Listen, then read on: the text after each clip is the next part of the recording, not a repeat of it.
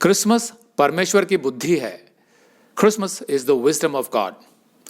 अभी हाल ही में हमारे सोसाइटी में जहां हम रहते हैं वहां पर एक नोटिस सबको दिया गया कि वो क्रिसमस सेलिब्रेट करना चाहते हैं हमारी सोसाइटी में, तो एक छोटा सा गेट टुगेदर करना चाहते हैं। तो वो सबकी सहमति देख रहे थे कि कौन कौन इसके लिए राज़ी है। तो उस फॉर्म में आपको यस या नो लिखना था। तो मैंने उस फॉर्म में नो लिखा, तो मेरी वाइफ को थोड़ी हैरानी हुई। उन्होंने बोला ये तो भाई क्रिसमस सेलिब्रेशन है, इसमें नो क्यों लिखे हम। तो मैंने कहा कि नहीं, ये क्रिसमस सेलिब्रेशन नहीं है, ये क्रिसमस के नाम पर थोड़ी सी मौज मस्ती करना, सेंटा क्लॉज के साथ, क्रिसमस ट्री के साथ, जिंगल बेल का गाना गाना, थोड़ा नाच करना और एंजॉय करना, गपशप करना, ये उसके लिए आयोजित किया जा रहा है। जितने भी लोग हमारी सोसाइटी में यहाँ गैदर होंगे 25 तारीख को क्रिसमस सेलिब्रेट करने के लिए, उनमें से किसी को भी यीशु मसीह में कोई दिलचस्पी नहीं है और ना ही उन्हें यीशु मसीह का सुसमाचार मालूम है। तो जाहिर है उनको ये पता ही नहीं चलता कि यीशु मसीह इस पृथ्वी पर संसार में क्यों आया था, क्या उद्देश्य था उसका। इसके बारे में ना तो उनको कोई जानकारी है, ना वो जानने में कोई रुचि रखते हैं। तो ये तो अन्य धर्मों के त्योहारों जैसा ही हो गया। जैसे अन्य धर्म के लोग त्यौहार मनाते हैं, थोड़ा सा मौज मस्ती कर लिया, थोड़ा एंजॉय कर लिया, कुछ रीति रिवाज पूरे कर लिए तो हो गया सेलिब्रेशन। वो नहीं है हम मसीहियों के लिए क्रिसमस की जब हम बात करते हैं तो हमारे लिए बहुत ही गंभीर बात है और बहुत ही आनंद की बात है जिसको हम पूर्ण रूप से समझते हैं। तो वैसा तो कुछ सेलिब्रेट होने वाला नहीं है हमारी सोसाइटी में, तो इसलिए मैंने मना कर दिया। और हम मसीहियों को इस बात का ध्यान रखना चाहिए, जहाँ पर भी आप लोग रहते हैं वहाँ पर अगर कोई आता है आपके पास कि चलो भाई हम क्रिसमस सेलिब्रेट करेंगे, तो पहले आप जांचिए कि भाई आपके लिए क्रिसमस क्या है, क्या आप जानते हैं यीशु का सुसमाचार क्या है। अगर उनको इन विषयों में कोई जानकारी नहीं है तो वो सिर्फ एक और इवेंट ढूंढ रहे हैं थोड़ा सा मौज मस्ती करने के लिए, वो क्रिसमस नहीं है। आज का ये संदेश डॉक्टर चार्ल्स स्टैनली के एक खूबसूरत संदेश पर आधारित है जिसको मैंने हाल ही में सुना और मुझे लगा कि ये संदेश आप तक भी पहुंचाना चाहिए। एक बार फिर सारा संसार क्रिसमस मनाने की तैयारी में जुटा हुआ है। तो क्रिसमस क्या है? क्या यीशु का जन्म 25 तारीख को ही हुआ था? क्या क्रिसमस मनाना चाहिए या नहीं? आज संसार किस तरह से सेंटा क्लॉज और क्रिसमस ट्री के साथ गलत तरीके से क्रिसमस मनाता है, इन सब विषयों पर हमारे चैनल में कई वीडियोस पहले से हैं जिनको आप देख सकते हैं। आज मैं आपको बताना चाहता हूं कि क्रिसमस यानी यीशु का जन्म परमेश्वर की असीम बुद्धि, परमेश्वर के अतुलनीय विवेक का सबूत है।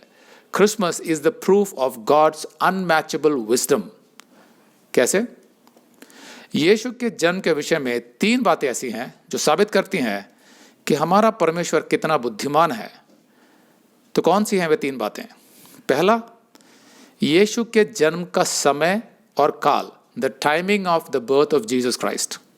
दूसरा, यीशु के जन्म की रीति, the manner of the birth of Jesus Christ. और तीसरा है यीशु के जन्म का उद्देश्य, the purpose of the birth of Jesus Christ. जी हाँ, जब आप इन तीनों बातों के पीछे परमेश्वर की अद्भुत योजना को देखेंगे तो आप समझ जाएंगे कि बाइबल के परमेश्वर की बुद्धि अद्वितीय है, बेजोड़ है, जिसकी बराबरी कोई नहीं कर सकता और कोई करे भी कैसे, क्योंकि दूसरा कोई परमेश्वर तो है ही नहीं। हम जानते हैं कि परमेश्वर सर्वज्ञानी है, वो सब कुछ जानता है और इसीलिए वो बुद्धि का परमेश्वर है। और यह जानकर कि वही बुद्धिमान परमेश्वर हर घड़ी हम विश्वासियों का मार्गदर्शन करता है, हमारे मन को बड़ा आश्वासन मिलता है, बड़ी शांति मिलती है, क्योंकि हमें पता है कि जीवन में हम कभी भटकेंगे नहीं। भले ही हमसे कितनी भी गलतियां हो जाए, लेकिन वो हमें भटकने नहीं देगा और जीवन के अंत में, मतलब जब हमारी मृत्यु हो जाएगी, तो हम सही सलामत उस जगह पहुंच जाएंगे जो परमेश्वर ने हमारे लिए चुनी है, अर्थात स्वर्ग में अनंत काल का जीवन। इसी आधार पर पौलुस कहता है रोमियो का 8:28, और हम जानते हैं कि जो लोग सच्चे परमेश्वर से प्रेम रखते हैं, यानी यीशु मसीह से, उनके लिए सब बातें मिलकर भलाई ही को उत्पन्न करती हैं। क्यों? क्योंकि वह बुद्धिमान परमेश्वर है और वह हमेशा हमारे लिए सर्वश्रेष्ठ ही चुनता है। भले ही कभी कभी हमें उसके फैसलों समझने में थोड़ी दिक्कत होती है, पर वो हमारे लिए सबसे अच्छा, सबसे उत्तम ही चुनता है। यदि आप अपने चारों ओर देखेंगे और अपने जीवन में झांकेंगे तो आप अनुभव करेंगे कि जब हम सच्चे परमेश्वर की इच्छा और उसके उद्देश्य और उसकी योजना का पालन करते हैं तो हमें हमेशा सर्वोत्तम ही मिलता है, सबसे बढ़िया। जो इस बात का सबूत है कि हमारा परमेश्वर बहुत बुद्धिमान है। बाइबल सिखाती है कि परमेश्वर अनुग्रह करने वाला परमेश्वर है। He is a God of grace. Romeo का 11:6 सिखाता है कि मनुष्य का उद्धार यानी सैल्वेशन परमेश्वर के अनुग्रह से होता है, मनुष्य के कर्मों से नहीं। क्योंकि अगर कर्मों से उद्धार होना होता तो फिर अनुग्रह नहीं रहता, और ना ही हम ये कह सकते कि परमेश्वर अनुग्रह करने वाला है। लेकिन परमेश्वर का अनुग्रह न केवल अनुग्रह है बल्कि वो परमेश्वर की बुद्धि भी है। कैसे? जब हम परमेश्वर द्वारा मनुष्य के उद्धार अर्थात संपूर्ण छुटकारे की योजना को समझते हैं तो हमें ज्ञात होता है कि परमेश्वर कितना बुद्धिमान है। क्योंकि पापों से मनुष्य की छुटौती अर्थात मनुष्य के उद्धार का दूसरा कोई मार्ग हो ही नहीं सकता था सिवाय इसके कि जो बाइबल के परमेश्वर ने निर्धारित किया यीशु के बलिदान के माध्यम से। यीशु मसीह का जन्म, जिसको हम क्रिसमस के रूप में मनाते हैं, सारा संसार क्रिसमस के रूप में मनाता है, ये परमेश्वर के अनुग्रह को पूर्ण रूप से दर्शाता है। और परमेश्वर के ये अनुग्रह का सबसे बड़ा सबूत है क्रिसमस। तो यीशु मसीह जो पैदा हुआ पृथ्वी पर वो परमेश्वर का अनुग्रह था। तो परमेश्वर का अनुग्रह परमेश्वर की बुद्धि भी है। इस बात को समझने के लिए सबसे पहले बात करते हैं मानव इतिहास में यीशु के जन्म के समय और काल की, the timing of the birth of Jesus. कुछ लोग पूछते हैं कि यीशु तो केवल 2000 साल पहले आया था, वो उससे पहले क्यों नहीं आया? अगर वो परमेश्वर है तो वो उससे पहले भी तो आ सकता था। हम जानते हैं कि बाइबल सिखाती है कि यीशु उससे पहले भी पृथ्वी पर आता जाता था, लेकिन एक स्वर्गदूत के रूप में, जिसको बाइबल के अंग्रेजी अनुवादों में the angel of the Lord लिखा गया है, और उसमें एक कैपिटल होता है, जितने भी अंग्रेजी के अच्छे अनुवाद हैं, जो केवल यीशु के लिए इस्तेमाल होता था, the angel of the Lord, और बाकी सब स्वर्गदूतों के लिए an angel of the Lord. तो यहाँ फर्क है। लेकिन मनुष्य के रूप में यीशु केवल 2000 साल पहले आया, जो परमेश्वर की योजना और समय के आधार पर थी। लेकिन 2000 साल पहले ही क्यों? उससे पहले या उसके बाद क्यों नहीं? पहली बात तो यह है कि जब हम यीशु के जन्म की बात कर रहे हैं तो हम यीशु के अस्तित्व में आने की बात नहीं कर रहे हैं, क्योंकि यीशु तो सदा से था और सदा तक रहेगा। मतलब यीशु किसी समय में सृजा नहीं गया था। यीशु पुत्र परमेश्वर है, जो त्रय एक परमेश्वर का दूसरा व्यक्ति है, second person of the Trinity. और पुत्र परमेश्वर तो आदिकाल से है और अनंत काल तक रहेगा। यीशु के जन्म से हमारा मतलब है जब पुत्र परमेश्वर ने पृथ्वी पर मनुष्य के रूप में जन्म लिया, मरियम के गर्भ से, जो उसकी माता थी। इटर्निटी पास्ट अर्थात आदिकाल में बाइबल के त्रय एक परमेश्वर अर्थात पिता परमेश्वर, पुत्र परमेश्वर और पवित्र आत्मा परमेश्वर ने एक योजना बनाई सृष्टि की, क्रिएशन की, जिससे सब चीज़ों की यानी पूरे यूनिवर्स की और मनुष्य की भी सृष्टि हुई। और साथ में परमेश्वर ने समय का भी आरंभ किया, द बिगिनिंग ऑफ टाइम, जहाँ से मानव इतिहास आगे बढ़ा और सभ्यताएं आए, सिविलाइजेशंस। बाइबल ये भी सिखाती है कि दुनिया के पहले मनुष्य आदम ने जब परमेश्वर के विरुद्ध पहला पाप किया तो उसके अंदर पाप का स्वभाव प्रवेश कर गया, जिसके साथ ही उसमें मृत्यु भी आ गई, जो स्वभाव उसमें पहले नहीं था। फिर वहाँ से वही पाप का स्वभाव आदम के सभी पीढ़ियों में वंशानुगत स्थानांतरित हो गया, मतलब genetic transfer of sin nature from Adam to all his generations. जैसे आपने देखा होगा कि माँ बाप के गुण बच्चों में जाते हैं, कुछ उनका शारीरिक जाता है, कुछ उनके अंदर के गुण बच्चों में जाते हैं। सेम वे सिन नेचर, पाप का स्वभाव भी ट्रांसफर हो गया। बाइबल के आधार पर जितने भी मनुष्य आज पृथ्वी पर हैं वे सभी आदम की ही संतानें हैं, और उन सभी में पाप का स्वभाव है, स्वार्थ है, लालच है। मतलब हम सब में पाप का स्वभाव है, और इसीलिए संसार की हालत आज इतनी खराब है। सब जगह पाप ही पाप, झूठ, बेईमानी, भ्रष्टाचार, व्यभिचार, हिंसा, मारपीट, लालच और बहुत कुछ। मनुष्य के जीवन के हर क्षेत्र में पाप है, किसी न किसी के रूप में। भले ही मनुष्य ये मानता ना हो कि वो पापी है या उसके अंदर कुछ बुराइयां हैं, लेकिन सच्चाई तो यही है। तभी तो दुनिया की ये हालत है, नहीं तो दुनिया बहुत अच्छी होती। और बाइबल ये भी सिखाती है कि अगर मनुष्य अपने पापों में ही मर जाता है तो वो कभी भी परमेश्वर के पास वापस स्वर्ग में नहीं पहुंच सकता, क्योंकि स्वर्ग में पाप की कोई जगह नहीं है और परमेश्वर पवित्र है, उसमें कोई पाप नहीं है, तो उसकी संगति परमेश्वर से स्वर्ग में नहीं हो सकती मृत्यु के बाद। तो इस रीति से कोई भी मनुष्य स्वर्ग जाने के योग्य नहीं है, क्योंकि सब में तो पाप है। इसीलिए परमेश्वर को यीशु को भेजना पड़ा दुनिया में। लेकिन समय, परमेश्वर ने जो ये तय किया कि किस समय यीशु को जगत में भेजना है, वो किस आधार पर निश्चित किया गया। अगर हम बाइबल में दर्ज सबसे पुरानी सभ्यताओं की बात करें तो उनमें आती है कसदियों की सभ्यता, जो बहुत उन्नत थी, जहाँ का इब्राहिम था। और इब्राहिम बहुत धनी व्यक्ति था, मूर्ति पूजा करते थे वे लोग, तो बहुत ही उन्नत सभ्यता थी। लेकिन वो परमेश्वर का समय नहीं था यीशु को भेजने का उस समय में। तो उसके बाद आई मिस्र की सभ्यता, यानी इजिप्शियन सिविलाइजेशन। वे बहुत से देवी देवताओं की पूजा करते थे और उनकी उपलब्धियां भी बहुत थी, जैसे पिरामिड्स बनाए उन्होंने बड़े बड़े। आज सब लोग जानते हैं पुरानी इजिप्शियन सिविलाइजेशन को। लेकिन फिर उनके जीवन में खालीपन भी बहुत रहता था, इतने सारे देवी देवताओं को पूजने के बाद भी, और वो भी परमेश्वर का समय नहीं था। तो यहाँ पर सभ्यताएं बढ़ती जा रही है, लेकिन परमेश्वर अपने समय का इंतजार कर रहा है। वो संसार में बहुत कुछ होने दे रहा है, बहुत सी गतिविधियां हो रही हैं, बहुत से राजा आ रहे हैं, बहुत से साम्राज्य आ रहे हैं, लेकिन वो अपना समय का इंतजार कर रहा है। फिर बाइबल में हम आते हैं अशूरियों के साम्राज्य पर, यानी असीरियन एम्पायर, जो बहुत विशाल और शक्तिशाली था, लेकिन वो भी परमेश्वर का समय नहीं था। फिर बाबुल की सभ्यता, यानी बेबीलोनियन सिविलाइजेशन, जहाँ का नबूकदनेस्सर राजा था, जिसमें हमने दानियल के बारे में पढ़ा था, तो वो सभ्यता भी बहुत विकसित थी। फिर पर्शियंस यानी फारसी, वे भी बहुत उन्नत थे अपने समय में, लेकिन वो भी परमेश्वर का समय नहीं था। तो वो सभ्यताओं को बढ़ने दे रहा है और मनुष्य को संसार में फैलने दे रहा है, और बहुत सारी चीज़ों में उन्नति होती जा रही है। वो इंतज़ार कर रहा है उस समय का। फिर आई यूनानी सभ्यता, यानी ग्रीक, जिसमें सिकंदर महान यानी अलेक्जेंडर द ग्रेट हुआ। इतिहास गवाह है कि यूनानी सभ्यता और संस्कृति ने जितना मानव इतिहास में अपना योगदान दिया, उतना शायद किसी सभ्यता ने नहीं दिया।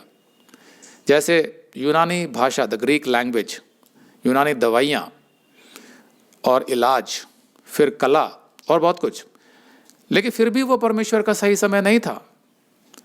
यूनान के बाद आई रोमी सभ्यता, जिसमें लगभग 800 सालों तक उन्होंने विश्व में अपनी प्रभुता बनाए रखी।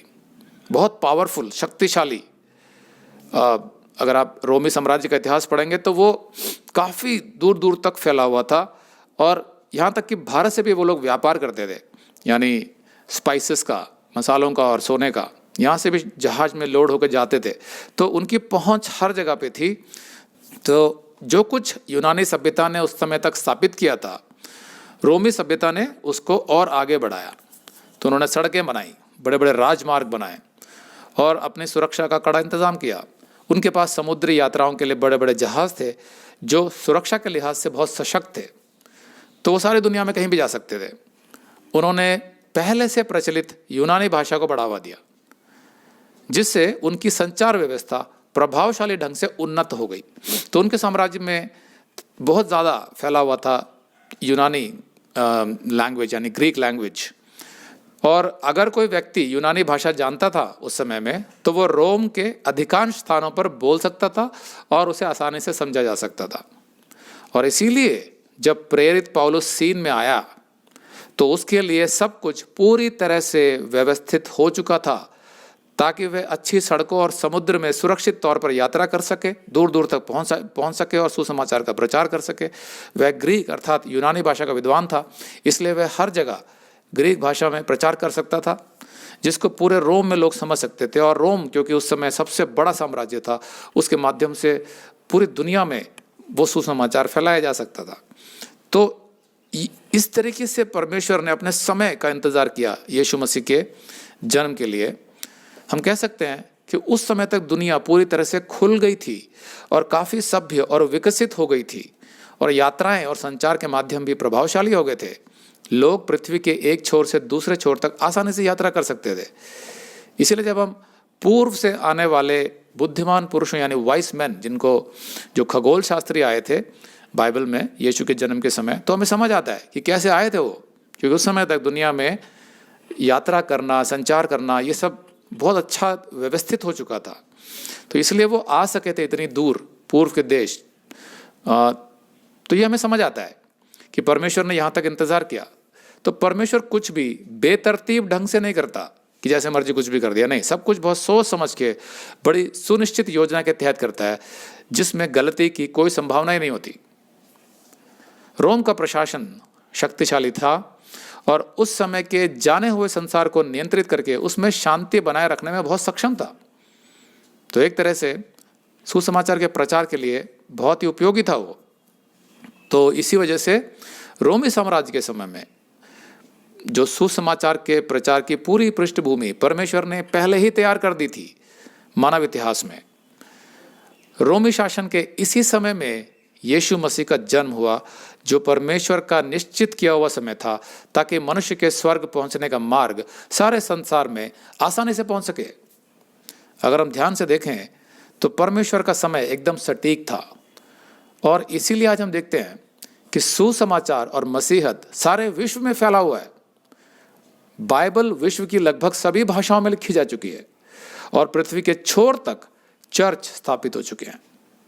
आज मीडिया और इंटरनेट का माध्यम बहुत पावरफुली इस्तेमाल किया जा रहा है सुसमाचार के प्रचार के लिए, और इन्हीं सब बातों से हम जानते हैं कि परमेश्वर ने बिल्कुल सही समय पर यीशु को पृथ्वी पर भेजा था।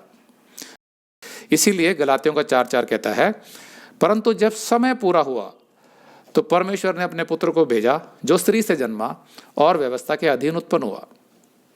जब समय पूरा हुआ, अगर परमेश्वर इससे पहले यीशु को भेजता तो संसार तब तक तैयार नहीं था सुसमाचार के लिए और यीशु के संदेश के लिए, और अगर इसके बाद में यीशु को भेजता तो शायद देर हो जाती। तो अगर आप ध्यान से देखें तो परमेश्वर की बुद्धिमानी हमारे जीवन के हर क्षेत्र में नजर आएगी। परमेश्वर हर सच्चे मसीह के जीवन में काम कर रहा है ताकि वे उसका उद्देश्य पूरा कर सके अपने जीवन में। इसलिए फिलिपियों का 1:6 कहता है, जिसने तुम में अच्छा काम आरंभ किया है, मतलब परमेश्वर ने, वही उसे यीशु मसीह के दिन तक पूरा करेगा। मतलब जब तक यीशु मसीह नहीं आता तब तक वो अच्छा काम आपके और मेरे अंदर परमेश्वर पूरा कर रहा है, क्योंकि हम में तो वो सामर्थ्य नहीं है उसका काम पूरा करने का। तो अब आते हैं यीशु का जन्म किस रीति से हुआ, जो दूसरा सबूत है परमेश्वर की बुद्धिमानी का। The manner of the birth of Jesus. पुराने नियम में क्या था? निर्गमन 12 में मूसा ने परमेश्वर के कहने पर फसह की व्यवस्था ठहराई यहूदियों के लिए, पैसओवर फीस्ट। क्या थी फसह की व्यवस्था? उसमें यह बताया गया था कि जिस मेमने की तुम बलि दोगे उस मेमने में कोई खोट नहीं होना चाहिए। मतलब ऐसा नहीं होना चाहिए कि उसकी कोई आंख फूटी हुई है, टांग टूटी हुई है, उसमें कोई खोट नहीं होना चाहिए, और उसी की बलि दोगे और उसी का लहू अपने दरवाजों पर और चौखट पर लगाओगे। तो जब मृत्यु का देव स्वर्गदूत आएगा तो वो जिस दरवाजे और चौखट पर वो लाल लहू मेमने का लगा होगा उसको छोड़ देगा, लेकिन जिसने नहीं लगाया होगा उसके घर के अंदर उसके पैलौठे की मृत्यु हो जाएगी। तो यहूदी जो थे वो फसह का पर्व तब से मना रहे हैं। तो ये क्या था? ये एक चिन्ह था, पूर्व छाया, foreshadow of Jesus Christ, कि जब यीशु आएगा, जब वो अपना बलिदान देगा, यानी परमेश्वर का मेमना, तो उसके अंदर कोई खोट नहीं होगा, मतलब कोई पाप नहीं होगा उसके अंदर, कोई ऐसा पाप का स्वभाव नहीं होगा उसके अंदर, कोई कमी नहीं होगी उसके अंदर। इसीलिए शुरू से परमेश्वर ने मानव जाति को तैयार किया था यहूदियों के माध्यम से। सबूत है इस बात का, ये उसकी बुद्धिमानी का, कि उसने पहले तैयार किया लोगों को कि परमेश्वर का पुत्र जब पृथ्वी पर जन्म लेगा तो उसमें कोई पाप नहीं होगा। लेकिन इसकी आवश्यकता क्या थी? बाइबल सिखाती है कि पाप का दंड है नर्क, चाहे आपने एक पाप किया हो या अनेक, दंड तो नर्क ही है। हाँ, ये ज़रूर है कि दंड की जो मात्रा है या the intensity of your punishment, your penalty, वो अलग अलग हो सकती है नर्क में, सबके लिए समान नहीं होगी, लेकिन पाप का दंड तो नर्क ही है, जैसे बाइबल सिखाती है। क्योंकि परमेश्वर पाप से घृणा करता है, पर पाप तो हर मनुष्य में है, तो उस रीति से तो हर कोई नरक का अधिकारी हुआ। तो फिर अगर यीशु मनुष्य बनकर आया, मतलब वो भी मनुष्य के बीच से पैदा हुआ, तो फिर उसमें भी तो पाप हुआ ना। फिर वो फसह के मेमने की तरह निष्कलंक कैसे हो सकता है? फिर वो हमारे पापों के लिए बलि चढ़ने के योग्य कैसे हो सकता था? तो परमेश्वर की योजना क्या थी? जब स्वर्गदूत जिब्राइल आया मरियम के पास, तो उसने समझाया उसके बारे में कि तुम कुंवारी हो, ठीक है, तुम्हारा किसी पुरुष के साथ कोई शारीरिक संबंध तो नहीं हुआ है। तो उसने बताया पूरा कि तुम कैसे गर्भवती होगी, कि जो पवित्र आत्मा तुम पर उतरेगा, और जैसा लूका 1:35 में लिखा है कि पवित्र आत्मा तुझ पर उतरेगा और परम प्रधान की सामर्थ तुझ पर छाया करेगी, इसलिए वह पवित्र जो उत्पन्न होने वाला है परमेश्वर का पुत्र कहलाएगा। तो एक तरीके से स्वर्गदूत मरियम को यही कह रहा था कि तुम्हारे अंदर किसी पुरुष का बीज नहीं जाएगा। ये व्यवस्था परमेश्वर ने क्यों ठहराई? क्योंकि पुरुष के बीज में उसकी जो सगाई, जो मंगनी हो रखी थी यूसुफ के साथ, उसका बीज अगर जाता मरियम में, तो उसमें तो पहले से पाप था, genetic transfer of sin nature, तो यीशु में भी होता। फिर अगर उसमें पाप होता तो वो अपने पाप की वजह से स्वयं नरक जाता और वो दूसरों के लिए बलिदान नहीं दे सकता था, क्योंकि हमें ऐसे मेमने की जरूरत थी जिसमें कोई खोट ना हो, जैसा फसह का पर्व सिखाता है। तो इसकी वजह से उसने बताया जिब्राइल ने कि मरियम तुम ऐसे गर्भवती होगी।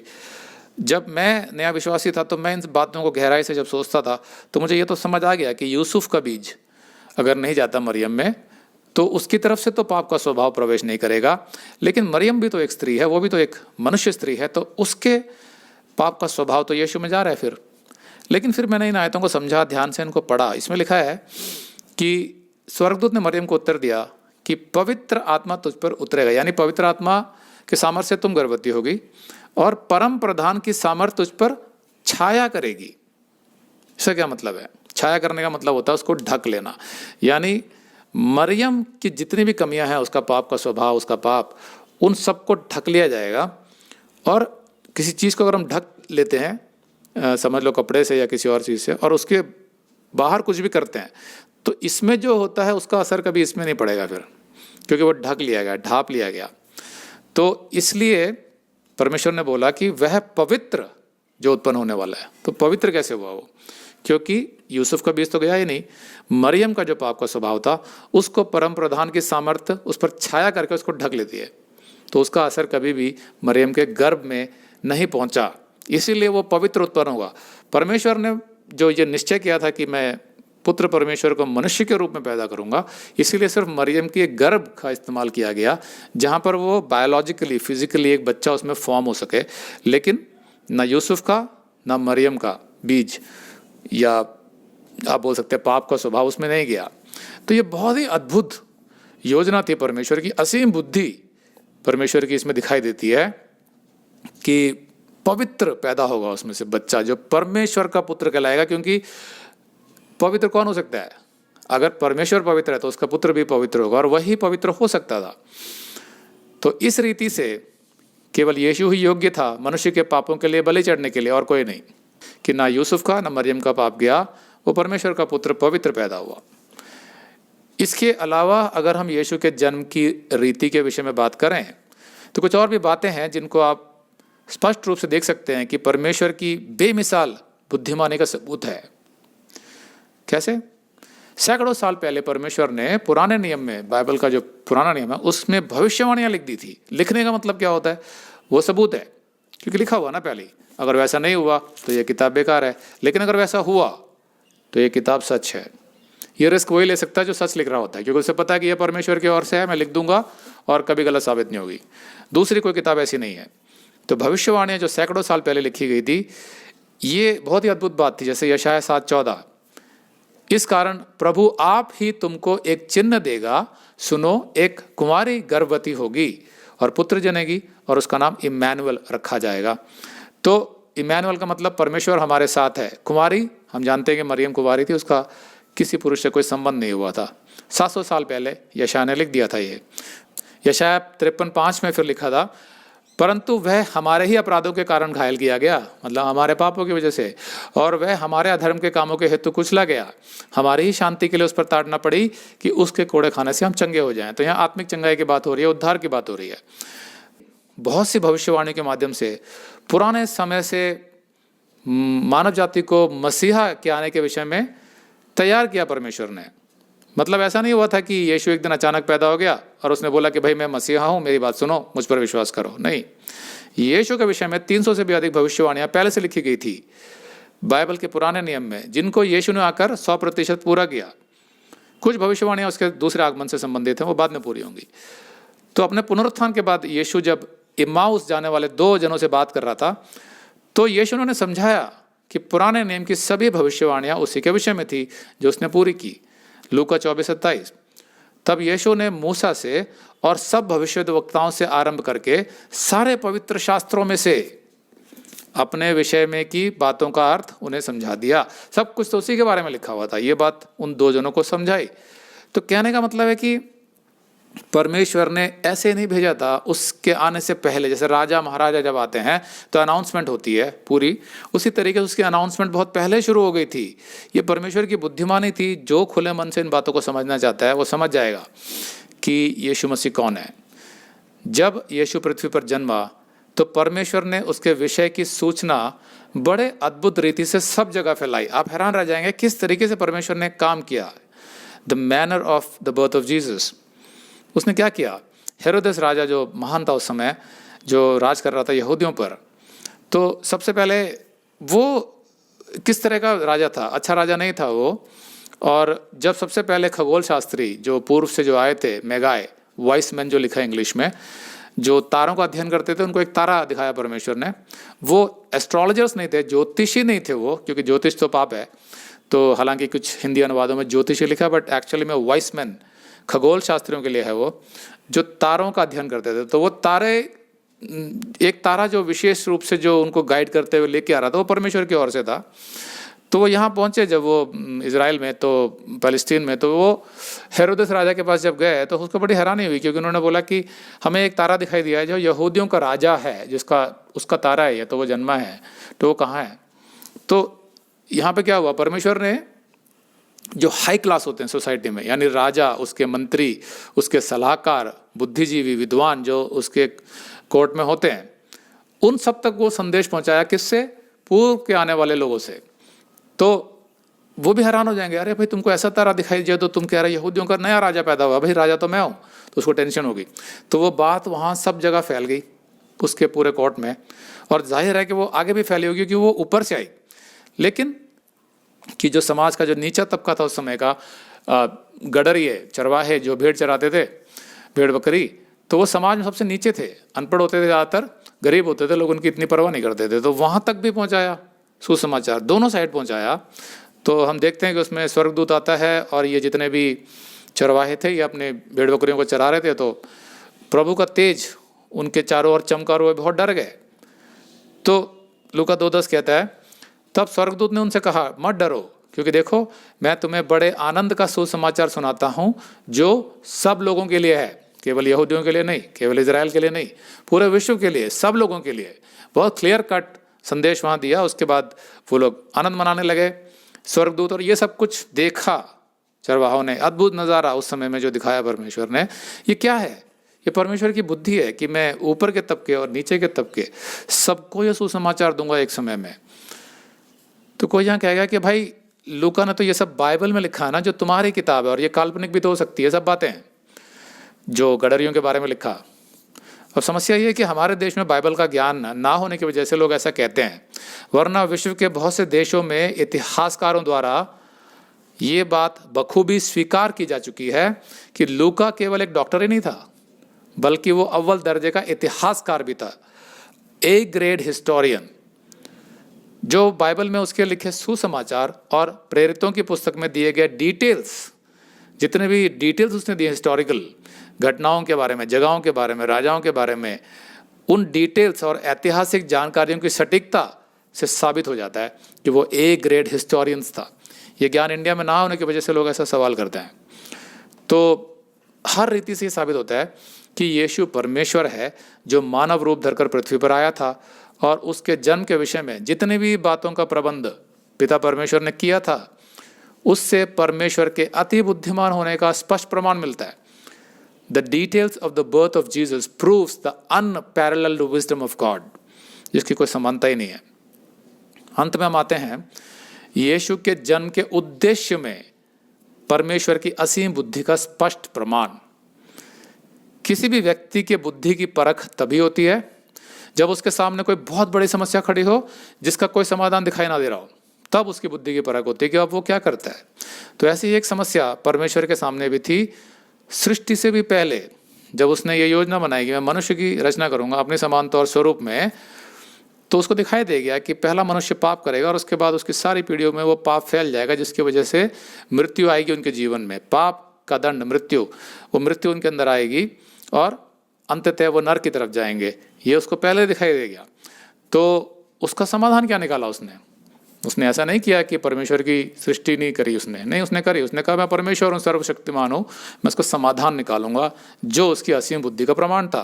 तो उसने ये बोला कि इनके पापों का दंड मैं स्वयं भुगतूंगा, यानी पिता पुत्र पवित्र आत्मा जो एक परमेश्वर है, मैं स्वयं जाकर भुगतूंगा। ये उसने तय किया और उसी योजना के तहत यीशु मसीह आया मनुष्य का रूप धरकर सबका दंड भुगतने के लिए।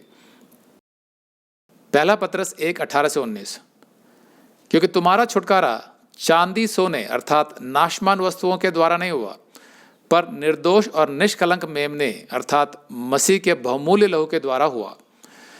बाइबल स्पष्ट रूप से सिखाती है कि मनुष्य को तो सृजा गया था अच्छे कर्म करने के लिए, इसलिए अगर वो अच्छे कर्म करता है तो उसका कोई क्रेडिट नहीं है कि जिसके आधार पर वो बोले कि मैंने तो बहुत अच्छे कर्म किए हैं तो मुझे स्वर्ग ले जाओ। नहीं, अच्छे कर्म तो उसको करने ही थे, लेकिन अगर उससे कुछ गलतियां होती है, कुछ पाप होते हैं, तो उसका जवाब देना है।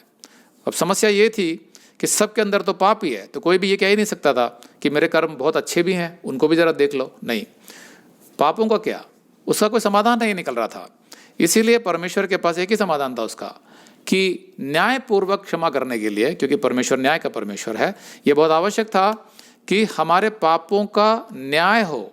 अगर उसका कोई दंड है तो कोई भुगते, या तो हम स्वयं भुगते नरक जाकर, या फिर यीशु भुगते जो उसने क्रॉस पर भुगता, परमेश्वर स्वयं, और तीसरे दिन वो जीवित हो उठा, उसके बाद 40 दिन के बाद वो स्वर्ग में उठा लिया गया शरीर समेत। तो वो एक समाधान था उसके पास कि न्यायपूर्वक अगर क्षमा करना है मनुष्य को, तो ये आवश्यक था कि उनके बदले कोई दंड भुगते, लेकिन एक ऐसा जिसके अंदर कोई पाप ना हो, और वो सिर्फ परमेश्वर ही था। इसीलिए परमेश्वर को मनुष्य बनकर आना पड़ा पृथ्वी पर। यूहन्ना 3:16, क्योंकि परमेश्वर ने जगत से ऐसा प्रेम रखा कि उसने अपना इकलौता पुत्र दे दिया, ताकि जो कोई इस पर विश्वास करे वह नाश ना हो परंतु अनंत जीवन पाए, ऐसा यूहन्ना ने लिखा। तो ऐसा नहीं है कि जब परमेश्वर ने देखा कि आदम से तो पाप हो गया, इसलिए अब मुझे यीशु को भेजना पड़ेगा बलिदान के लिए। नहीं, उस समय नहीं सोचा था। उससे भी बहुत पहले, आदम की सृष्टि से भी पहले परमेश्वर ने यह निर्णय आपस में ले लिया था, पिता पुत्र पवित्र आत्मा परमेश्वर ने। तो मेमने की बलि पहले ही दे दी गई थी, यानी यीशु मसीह की। पर जैसा प्रकाशित वाक्य 13:8 कहता है, जगत की उत्पत्ति के समय से मेमने का घात हुआ है। तो पहला मनुष्य तो अभी सृजा ही नहीं गया था, उत्पत्ति अभी हुई नहीं थी, सृष्टि हुई नहीं थी, तब से परमेश्वर ने यह योजना बनाई थी। इससे साबित होता है कि वो कितना बुद्धिमान परमेश्वर है। तो इस रीति से परमेश्वर ने जो मनुष्य के पाप, मृत्यु और नरक की गंभीर समस्या का सरल सा समाधान यीशु के बलिदान से निकाला, जो एकमात्र समाधान था मनुष्य के उद्धार का, उससे यह स्पष्ट रूप से परमेश्वर की बुद्धि और विवेक का प्रमाण मिलता है। जो व्यक्ति कठिन से कठिन समस्या का सरल से सरल समाधान निकालने में सक्षम हो, वही वास्तव में बुद्धिमान होता है। और बाइबल के परमेश्वर ने बिल्कुल वैसा ही किया। The wisdom of God can be found in the fact that God chose the simplest way to redeem mankind from hell and resolve the problem of sin and death forever, the sacrifice of Jesus. परमेश्वर की बुद्धि इस बात में पाई जाती है कि उसने मनुष्य को नरक के दंड से बचाने का सबसे आसान रास्ता निकाला और मनुष्य के पाप और मृत्यु की समस्या को हमेशा के लिए खत्म कर दिया यीशु के बलिदान से। आमीन।